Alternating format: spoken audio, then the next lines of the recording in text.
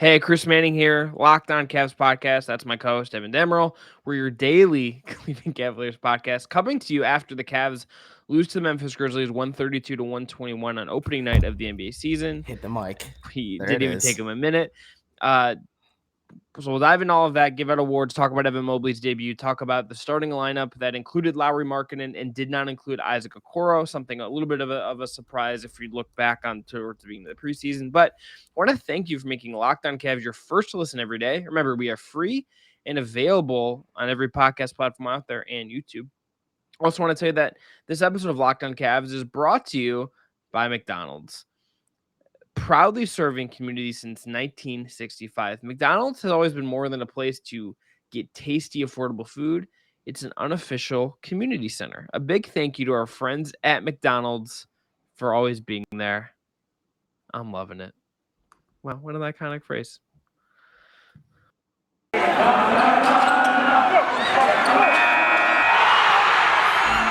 You are Locked On Cavs, your daily Cleveland Cavaliers podcast. Part of the Locked On Podcast Network, your team every day.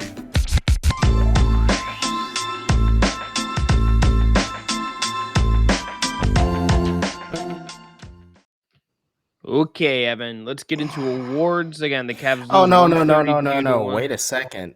You lost a bet, my friend, and I'm putting it up right now so everyone remembers. You have to go see this movie, give a full review of it on the show, and talk about the MCU implications with me for it. Are you as excited as I am? You might get us copyrighted for that, so I would take that down, please. There's no audio; it's just a picture. Okay, well, it'll be fine. It's starring Bane himself. It's starring Woody Harrelson. It's starring other characters. I don't know. I just know it's so bad. It's a good kind of movie. Here's just two things I'll say about this, and I never want to talk about this until I talk about it again because of the bet. Number one, friend of the program, Josh Link. I talked to him about this movie because he's someone I text about comic books with because I'm a nerd, and he basically explained to me some of what happens, and my brain just snapped. And then secondly, the only clip I've seen of either Venom movie so far is folks, Jenny's. If you guys are doing your at-home Locked On Cavs bingo cards, Chris's brain snapped. There you go. Evan punched the mic. You already got the free space. You got two more, and you might win a prize, which is another episode of Locked On Cavs. That's right. But Jenny Slate not saying the word symbiote correctly is just like very funny to me. And I've never seen Venom. I don't plan on ever. I don't know. It's a lot. I heard the first one's like one of the worst movies ever made. I don't want to see it, but now that I'm doing an MCU rewatch slowly but surely, it is now on my list because it is technically in the MCU. I'm doing a Paul Thomas Anderson rewatch, so my life is much more of like Burt Reynolds, and whatnot. But all right, Evan, Cavs. Speaking of whatnot, the Cavs lost. Yeah, so let's just run through some of the stats. We'll give it our awards: MVP, play of the night, and stat of the night. If you're new to Locked On Cavs, maybe you're catching us on YouTube for the first time.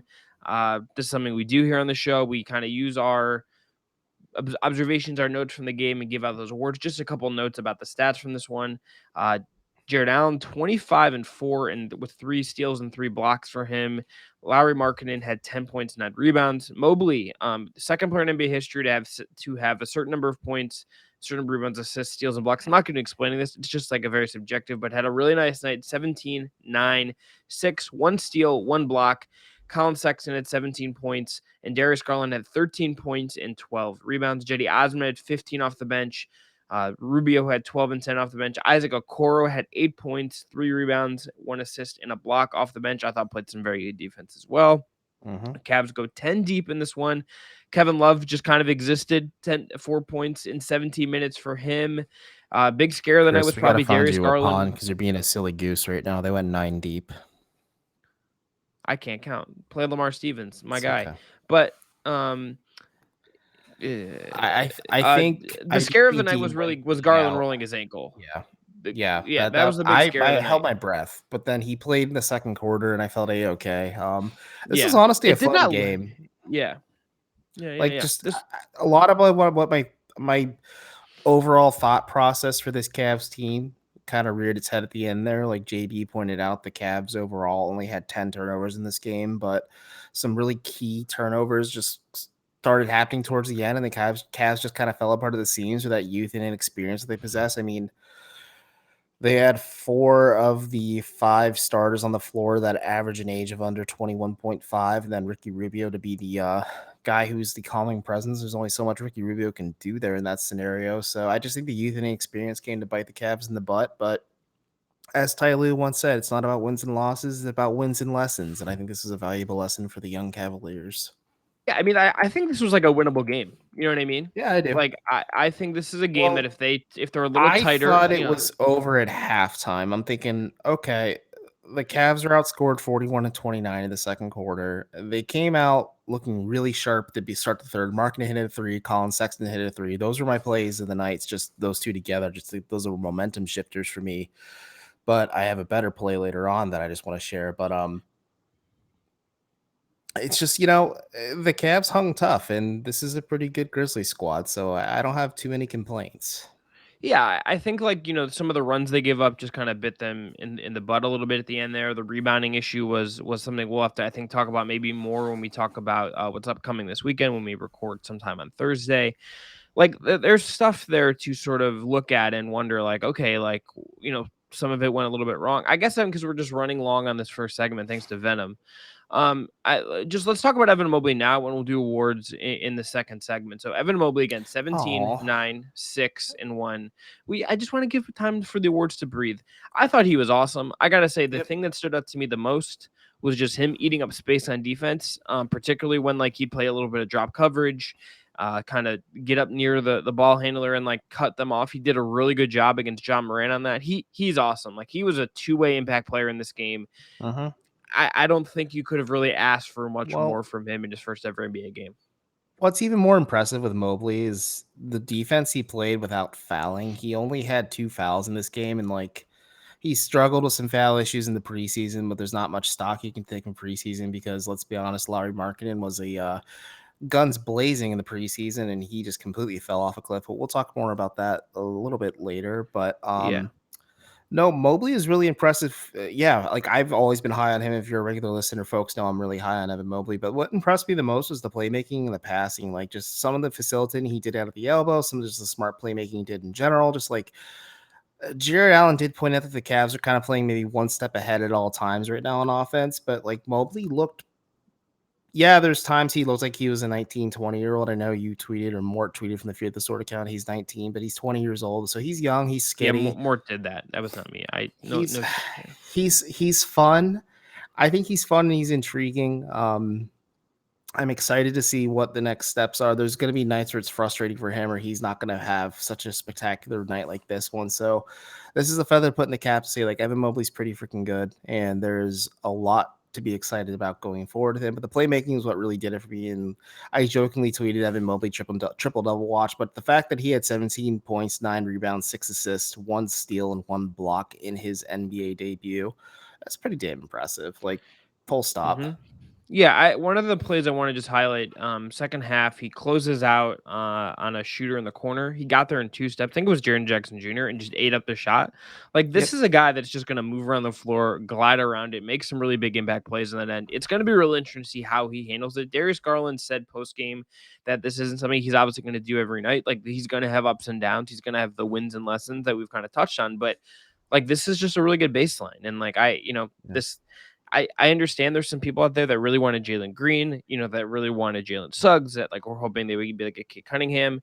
I understand that. I don't think those opinions are invalidated, but if you're looking at what Mobley is and you're saying, how do you build with this guy? There's something really, really special with what he's going to be able to do potentially. And hitting that corner 3 was a little bit of a he's going to take this moment. It kind of makes your eyebrows perk up, makes you kind of look around and wonder okay, there's something here. And he even looks good.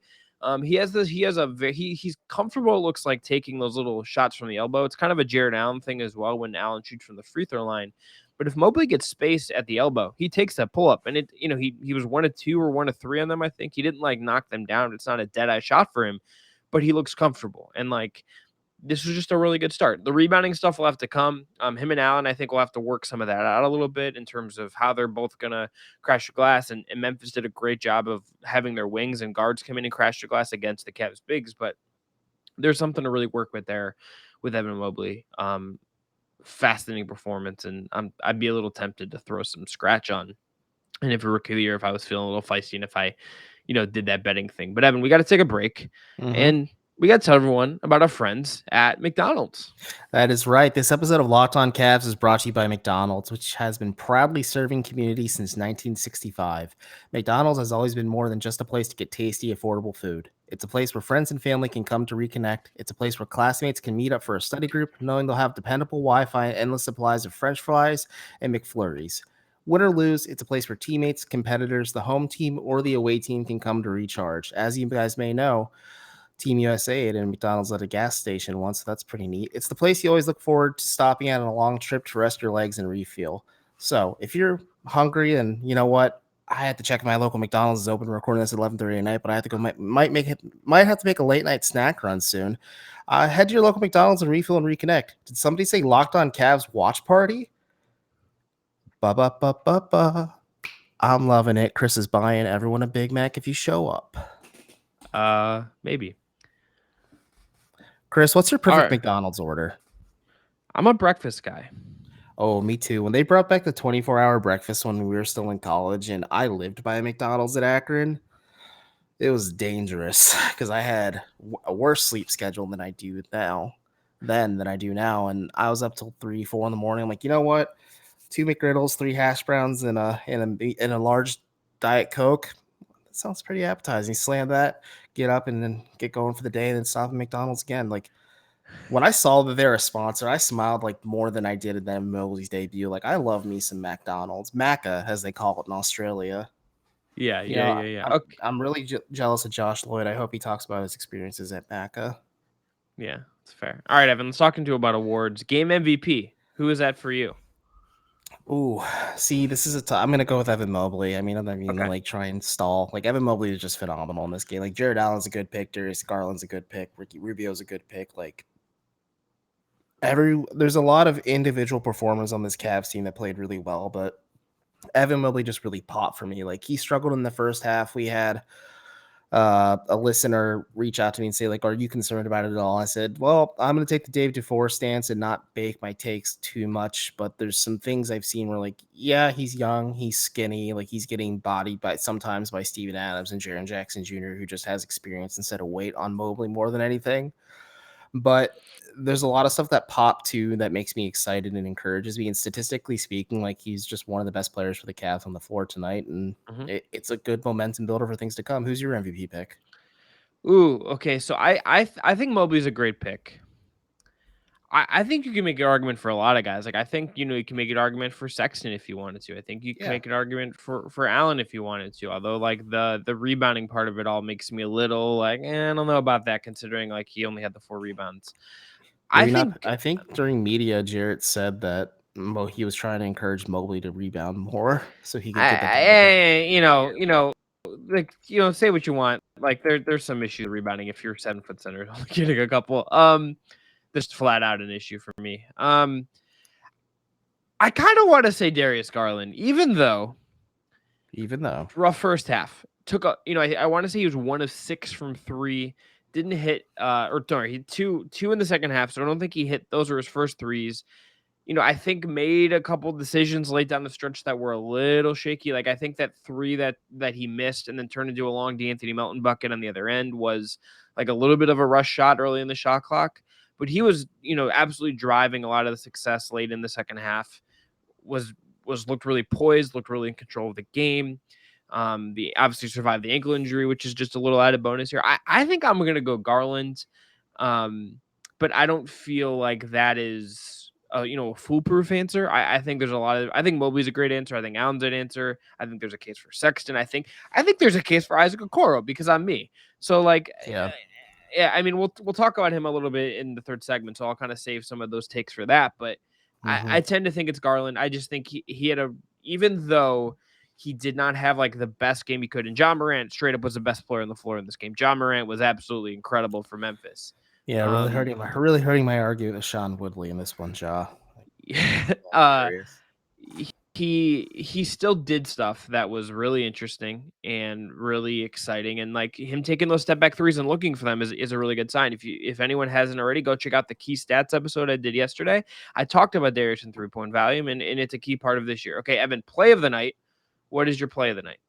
It is the Evan Mobley and one that he got in the fourth quarter, I want to say. It's been a little bit since we've been separated from the game. I don't have like the entire like play lock directly in front of me, but it's not just that, but it's also the Darius Garland no look pass that made that play possible. Like Darius was really moving the rock, and he's moving it with poise and confidence out there. Like JB was spot on in saying that having Ricky and Darius to play for the Cavs is just going to make this team so much better. And I know Cavs Notes pointed this out too, like their Twitter account, that this is the first time the Cavs have had 38 assists since 2016. So, all in all, what a wild time! And that was 5 years ago, and it feels about like 90 years ago. I was 23. That was my LeBron year when that happened. And now look at me, I'm old, washed up, and sweating because I can't turn any air fans on because of my sensitivity of my mic. But The SweatBlock's for. We're talking about them soon. Apparently, I'm perfectly made for me because it's McDonald's and SweatBlock, the perfect That's not what I for said. Evan. That's not what I said. But continue. But anyways, the Darius pass leading to the Evan Mobley and one, like overall, I was like, it made me go ooh from my couch, and like very rarely do plays make me do that.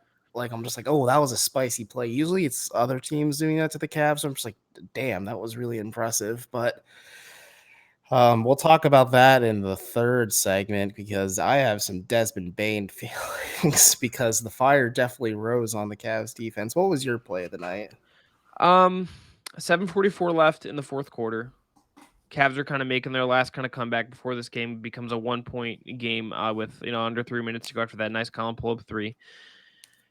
Isaac Okoro and Evan Mobley absolutely gobbled up Ja Morant when Ja Morant was getting to the middle of the floor. And when I say gobbled, I mean like smashed him like he was a quarter pound or a Big Gobbled Mac. him, swallowed him, dripped down the side of him. You know, that kind of situation. Yeah. It's a 20-piece nugget. He was a McFlurry. Like they absolutely the 50-piece McNugget challenge, which my buddy Zach and I, which I know Zach listens to the show, we challenged in high school. And that was the 100 nugget challenge. And I ate 20 of them and thought my mouth.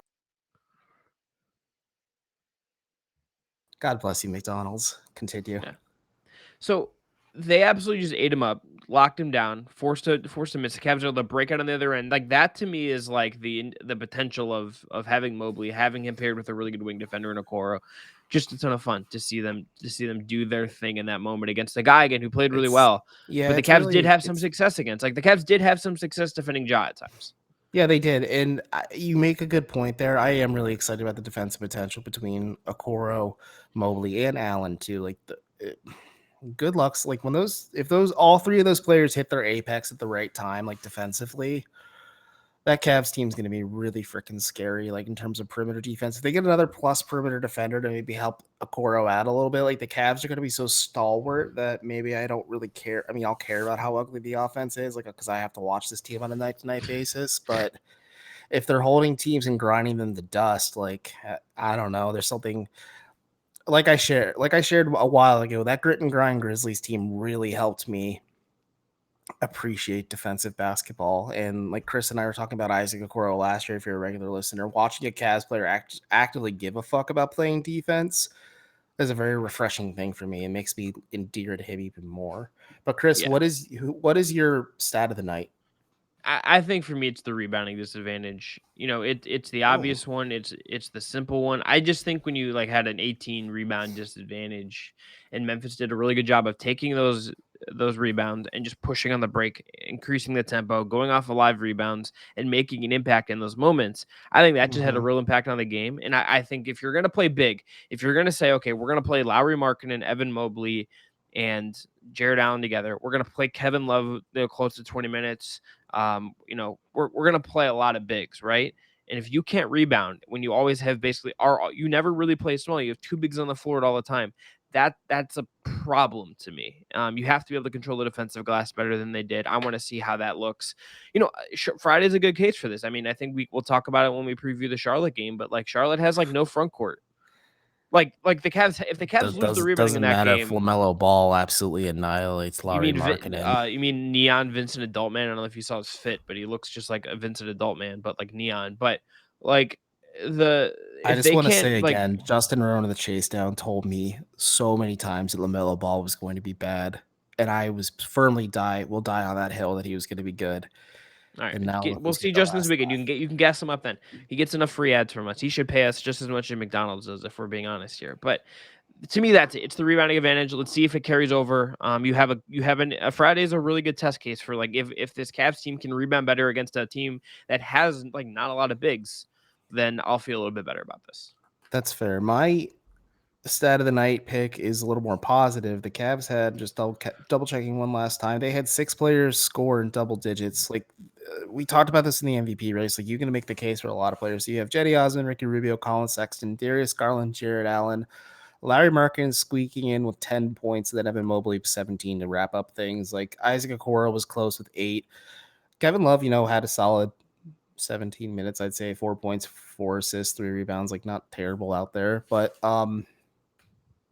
it's just, I don't know, encouraging to see the Cavs like look so good offensively. And like, this isn't a bad defensive Memphis squad to say the least. I mean, it turned into a bit of a shootout at one point because the Cavs kind of came back into it and they started trading buckets. But I don't know, it's encouraging to see the Cavs, one, get bench production from more than one player, and also just to see that all 5 starters were scoring in double digits. Like that's just encouraging to see as well, because like last season the offense got really bleak for the Cavs, and it's going to get bleak at times this year too. So I'm just going to take these small victories now and enjoy them. Absolutely correct, Evan. Let's take one more break. After the break, we're going to talk about the starting lineup change, how Larry Markkinen looked, and sort of what it might mean and what we look like going forward. But first, I got to tell everyone about our friends. Well, actually, you're telling everyone about our friends at SweatBlock first up. No, I'm not, dude. Look at the calendar. It's Calm, then SweatBlock. Well, okay. I'm telling everyone about our friends at Calm, which is a great meditation app. Locked on professionalism here. That's right. Look, do you want to know what makes LeBron James, King James himself, the best version of himself? It's sleep. That's right. Sleep is his superpower. Calm is the #1 app for sleep and meditation, and it's teamed with LeBron James to help you activate the power of sleep. When it comes to athletes, we tend to focus on physical fitness, but there's another side of the game that's just as important, and that's mental fitness. Calm, the #1 app for sleep and meditation, has teamed with LeBron to help train your mind and become the champion version of yourself. For LeBron, sleep is a crucial part of his mental fitness routine. For him, quote, getting good sleep and finding time to rest is one of the most valuable things I can do for my body and mind. From the sound of rain falling on leaves to bedtime sleep stories, Calm puts me to sleep within minutes, which means I wake up ready for any challenge. So if you head to calm.com/LockedOnNBA for a limited time, you'll get 40% off a Calm premium subscription. With Calm, you have access to nature scenes LeBron loves and so much more, like sleep stories and meditation, so you can be ready for any challenge. Again, for a limited time, our listeners can join LeBron and using Calm and get a 40% discount on a Calm premium subscription at calm.com/LockedOnNBA. Unlock content to help you focus, ease stress, and sleep better. We all need that. And remember, get started on getting Calm at calm.com/LockedOnNBA. That's calm.com/LockedOnNBA. Before we give word from our next sponsor, just real quick, you can also have LeBron read you bedtime stories, and he might need like 3 premium subscriptions after playing a few more games with Russell Westbrook and DeAndre Jordan. Anywho, today's episode of Locked On Cavs is also brought to you by our friends at SweatBlock. For a few weeks now, we've been talking about SweatBlock and these swipes that stop sweat for 7 days, and it seems people have been listening. We have friends on Locked On who've tried SweatBlock and love it. Myself included. My pits are bone dry and things are coming up Millhouse. We have a story here about a high school teacher. When he pitted out by 4th period, he'd hear the snickers and whispers from his students. So he started bringing a second shirt to change in between classes. What? Then he heard about SweatBlock and our program. He tried it and is now hooked. No more Snickers, and I don't mean the candy bar, and no more second shirt.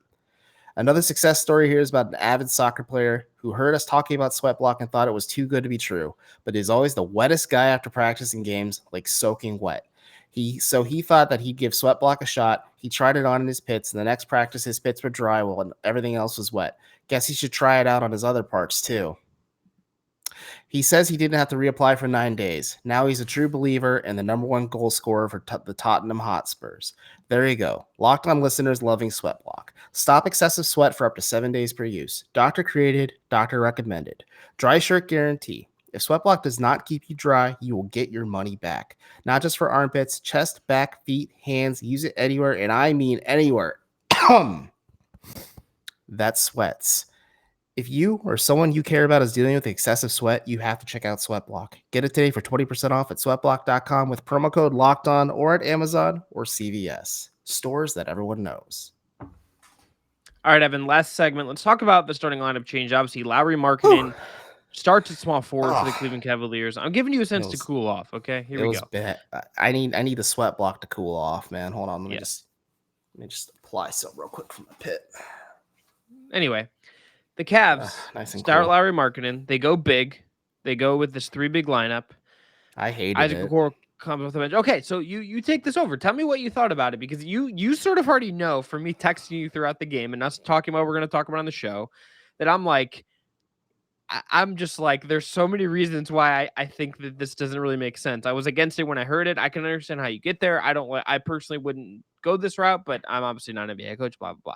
What did you think about how it looked on night one?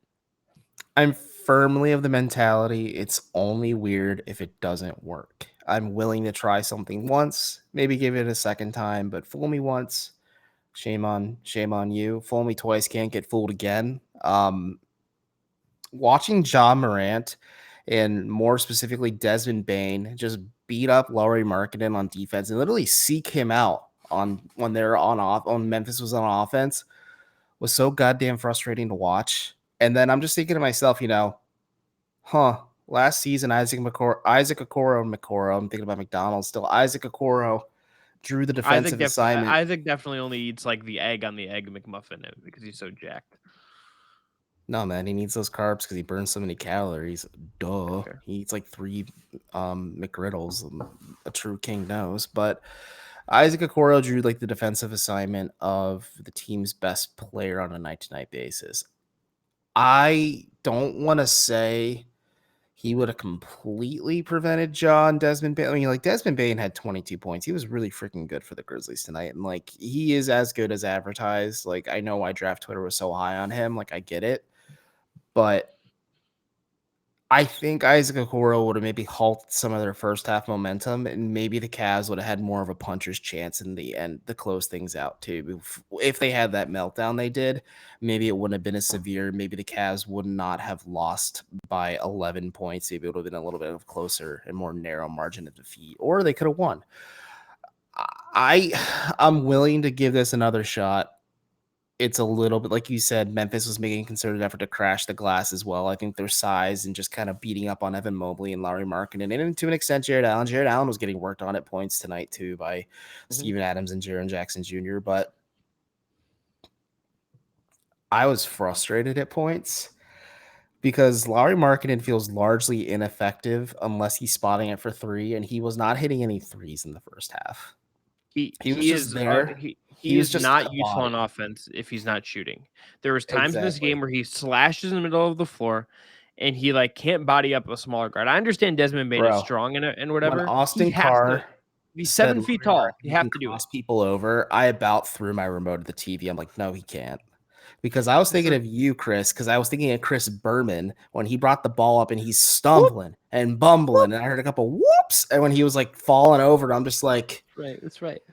Oh my God. It's just like, yeah, I know Taco Fall brought the ball up during the wine and gold scrimmage for the memes and for the culture, whatever. And JB just thought it was fun. But I think this is more of a rotation that the Cavs can kind of throw out there every now and then to say like, okay, we have an ability to counteract this team going small. And the funny thing is the Cavs went small at one point and they looked really good when they went small. Like they had Garland, Sexton, and Rubio out there, I believe, with Markkanen and Mobley. Markkanen was playing the 4 at that point. Like that lineup worked. I'm actually looking at it right now. That's the exact lineup they finished the game with. They closed the game with. So there we go. So they had that. it's just frustrating because I feel like JB and the Cavs, just the Cavs organization as a whole, and I hope this doesn't get me an email or a phone call from PR if they happen to be listening, but Whatever. they try to overthink and be the smartest people in the room sometimes and buck the trends of conventional wisdom when it doesn't need to be that way. Like, I understand, like, yes, you have Kevin Love on the roster. He's making $31 million. That is probably the most expensive bench player in the league because John Wall isn't playing right now. Well, Kevin Love is on the Cavs roster, so. You mean John Wall isn't on the Cavs roster? No, excuse me. I thought. Yeah. Just continue. My brain is yeah. You're fine. And then Lauri Markkanen, you're paying a ton of money for. So I understand maybe you need to find a more. And you also, it's awkward because you have to find a way to play all these big men at the same time, all while prioritizing winning and developing these young players and getting as much. I don't know, man. It's a work in progress. I'm gonna be patient with this, but the initial returns were not encouraging, and I was more frustrated than anything watching Lauri Markkanen get cooked on defense so many times tonight. So yeah, like Isaac did the best job of anyone on John Morant. Like, yeah, it wasn't close. It was like wine and gold scrimmage Isaac Okoro, who literally shut off the water of Colin Sexton on possessions. I was just like, Isaac's taking this personally right now. Like, he really wants to shut off John Morant. So like, and I understand if you're like concerned about the shooting. Like, the offense does look more spaced when you put another shooter there at the three. I just don't know if the defensive sacrifices you're making are worth the benefit. If Lowry's not knocking down threes, and he didn't until late in this game, I think I'm gonna look now. I think he, in my head canon, tells me he only made one. So he was 2 of 7 from three, so under 30% from three, 4 of 14 from the field, overall 9 rebounds. If he's not making threes, like, his value is just not, is at the level you sort of need it to be for him to be the kind of player you need him to be if he's going to start in that role. It's also just like, I just don't know how, like, this is going to hold up defensively when, like, it's one thing. It was already tricky when a team is, there's the counter Memphis did, and Memphis was down Dylan Brooks, but they're going, okay, we're not going to start Kyle Anderson. We're going to start 3 guards. We're going to play Ja, D'Anthony Melton, and Desmond Bane, and we're going to run you around, and we're going to make you work, and we're going to, like, push you to the brink on this. Other teams are going to have. Would have made more sense if the Cavs started, or not the Cavs, the Grizzlies started Kyle Anderson or got even Brandon Clark in this scenario? I mean, if it's slow-mo, yeah, because, like, theoretically you can be like, okay, like, I don't necessarily we'll throw Markkanen on him, and it's not as. Yeah, and I don't think that's, like, as clean as you would think, because I think, Kyle Anderson is a very skilled, like, has a lot of skill, a lot of footwork that kind of makes up for him being such a slow-moving molasses player. But, like, it's tricky when you go 3 guards and you go to, like, Friday's game. Like, if Charlotte's healthy and they're playing their full collection of wings, like, that's a lot of cutters, that's a lot of speedier guys in the wing. Like, yes, maybe you could hide him on Kelly Oubre, but, like, do you want Mobley chasing? Is it using the best version of Mobley to put him on the dominant wing? I don't really know. I just think there's a lot of questions I still have here. I want to see a bigger sample before I kind of say one way or the other I feel a way about it. I just look at it and I say, okay, Isaac Okoro is your best perimeter defender by a wide margin. He obviously has some offensive limitations. I thought he did a good job in this game of cutting into open spaces and trying to at least make some stuff happen in that regard. So that was at least a positive from him. Ran the floor well as well. But you have some work to do in terms of marketing, handling this stuff. But again, if he is not shooting well, I don't know what he does on offense. And this is sort of like just kind of what he is. That's going to be a challenge for him. I have 3 takeaways as we wrap up. One, I think this is a kind you really have to, like, wag your finger at Kobe Altman a little bit because he just has not prioritized upgrading wing depth.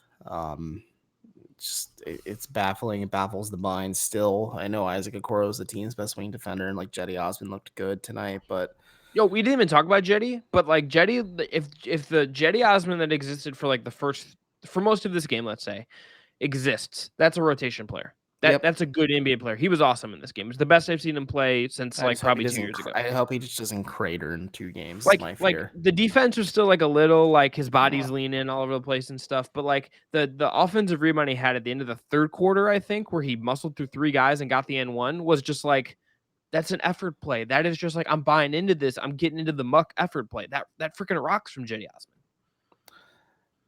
It does rock. My next question would be for JB Bickerstaff, and I might ask him this prior to the game against Charlotte if they do some shoot around availability because they don't do it. They didn't do it today. Do you want Evan to defend threes more often instead of Laurie? Because Evan has that switchability. He's able to defend perimeter players. I think maybe that might be a better service to your defense, and maybe you treat Laurie a bit like Kevin Love and you hide him on different on like the team's worst shooter or something like that, and kind of like negate his defensive liabilities. And then 3, the Cavs do play LeBron James and the Lakers next week. I don't think we're going to see this lineup when they play LeBron James and the Lakers because Desmond Bane made Lauri Markkanen look bad. LeBron James is going to put up like those numbers he did against Michael Gilchrist when he was on the Heat. Like 67. But it was like when Michael Gilchrist got cooked by Carmelo Anthony and LeBron James in the same week. Such a long time ago. Yeah, we'll see where this goes. I'm curious to see how JB holds to it. I understand the funness of 3B lines. I'm just like I don't think it works. I'm gonna rewatch the game and like maybe I'll if I can get it done before we record on Thursday. I'll kind of share some insights on the rewatch, or at least getting some clips in. I have some stuff highlighted in my notes. I definitely want to at least make sure I get back and look at some of that stuff. But I'm not a fan. I don't think it looked good. I don't think he looked good defensively. We'll see how it looks going forward. But that's going to be it again. Check out this past week's episode if you haven't already. I think the stats episode I did is a ton of fun. If you want a little extra bonus content that you might have got already, we'll be back before the Friday's games talking more about this game probably, and talking about the 2 weekend games, Charlotte and Atlanta. Or we'll preview those before we get into the freaking weekend. And then we'll be back for you Monday morning, recapping those weekend games. And again, please subscribe wherever you get your podcasts. We really appreciate you guys hitting subscribe on YouTube. We didn't hit our goal by opening night, but we really want you to hit subscribe. Help us get to 500 as soon as possible. And thanks everyone for tuning in. And by the way, check out the Locked On Fantasy Basketball podcast as well. Josh Lloyd is an absolute monster. And thanks again, by the way, for making Locked On Cavs your first listen every day. Now make your second listen, Locked On Fantasy Basketball, because Josh Lloyd hosts the #1 daily fantasy basketball show on the planet. Just like Locked On Cavs, it is free and available on all platforms. Until next time, this has been Chris and Evan. We're Locked On Cavs. Talk to you tomorrow.